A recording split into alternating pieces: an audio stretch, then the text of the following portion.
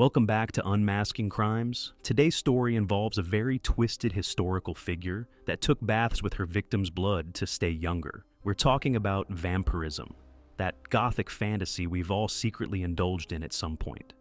You know, imagining ourselves as soft, blood-sucking overlords. Or maybe the helpless prey of a ridiculously good-looking vampire. Sorry to burst your bubble, folks, but vampires? Not real. They're just spicy myths cooked up from old European folklore, with a dash of inspiration from some truly twisted historical figures. One of those figures? The infamous Vlad Tepes. Yes, the guy who inspired Bram Stoker's Dracula. That book basically dressed up our vampire obsession in a cape and fangs. But today's star isn't Vlad. Oh no, we're zooming in on a distant descendant of his family tree, a woman who took family legacy to a whole new level of creepy. Meet Elisabeth Bathory, the Countess of Death, the Blood Countess, and hands down one of the most prolific serial killers in history. Hundreds of years later, she's still stealing the spotlight, and not for her skincare routine, though we'll get to that. Born in 1560 in Nyírbátor, Hungary, Elisabeth Bathory hailed from one of the country's wealthiest, most powerful clans. Her parents, Anna and George, cousins. Yep, keeping it in the family was peak medieval chic, love optional, inbreeding guaranteed. When your gene pool's that shallow, you roll the dice on weird disorders or a touch of mental mayhem. For Elisabeth, it was the latter. Brutal epileptic fits from childhood that nearly took her out. Here's the creepy part, the cure back then. Smearing healthy blood on her lips to purify her. WebMD would freak, but for young Elisabeth, that red stuff started feeling like liquid gold. Obsession born? Maybe. Still, she was mostly normal, just a spoiled brat who saw servants as decor. At 10, she was engaged to Count Ferenc Nadasdy. Don't gasp. Medieval adulthood hit fast. They wed at 15, but at 13, scandal. She got pregnant. The family buried it, sent the kid off for adoption, and it's a ghost in the records. Epilepsy, blood fixation, betrothal, secret baby, all by 13, money, power, and that combo. Trouble brewing. The wedding at 15 was the event of the century. Nearly 5,000 guests showed up to gawk. For a while, the couple lived with Ferenc's family, but soon they moved into the castle, the one that had become her personal playground of horrors. Picture this, Chaktice Castle, perched in the Little Carpathians near modern-day Bratislava, surrounded by 15 villages under her control. Sounds picturesque, doesn't it? Well, hold that thought. Ferenc, by the way, wasn't just a noble. He was a soldier, nicknamed the Black Knight of Hungary for his battlefield ferocity. He was gone a lot, leaving Elisabeth to rule the roost. She was bossy, obsessed with her looks, and paranoid about aging. But no murders on the record yet. Then came the moment that flipped the switch. One day, a favorite maid was brushing her hair and, oops, yanked too hard. Elisabeth didn't just scold her. She spun around and slapped the girl so hard it drew blood. A few drops splattered on Elisabeth's cheek, and she swore that spot felt smoother, tighter, younger. She didn't say a word, but you can bet she filed that little aha moment away for later. Fast forward to 1604. Ferenc is home from war, but something's off. Some say his legs gave out from years of combat. Others whisper about a battle wound gone bad. Either way, he's not strutting around anymore, more like dragging himself. It got worse fast, and soon he was gone. Cause of death? Unclear. Natural, maybe a poorly treated injury. No evidence Elisabeth spiked his soup, so let's not start that rumor. At 44, she's a widow, sole owner of the castle, the lands, and, by her logic, everyone living there. Her 4 kids, grown and gone. It's just her, her servants, and that dark little spark she's been nursing. And that's when the Countess of Death goes full Bathory. Get it? Because she's about to take some seriously twisted baths.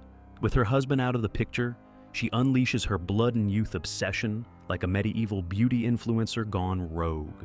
She sends her minions to the villages, the woods, the roads, hunting for young girls ages 10 to 20, preferably poor, powerless, and unlikely to be missed. Once they're dragged to the castle, the real nightmare begins. What she did to those girls, barbaric doesn't even cover it.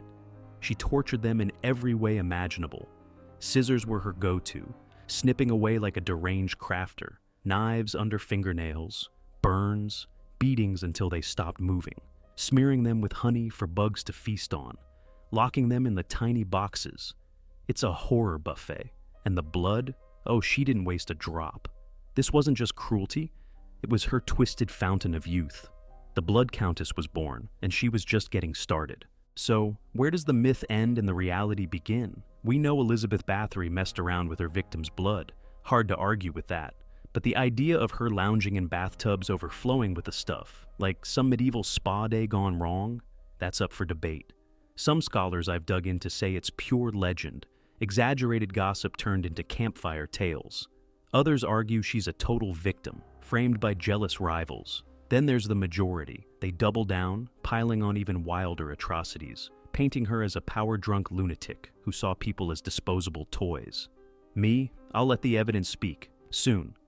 It's 1604, and even in the Middle Ages, no phones, no Instagram word travels fast when someone goes off the rails.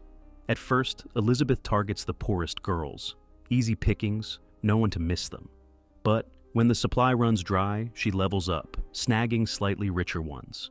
Eventually, she gets crafty. This woman wasn't just a monster, she was smart.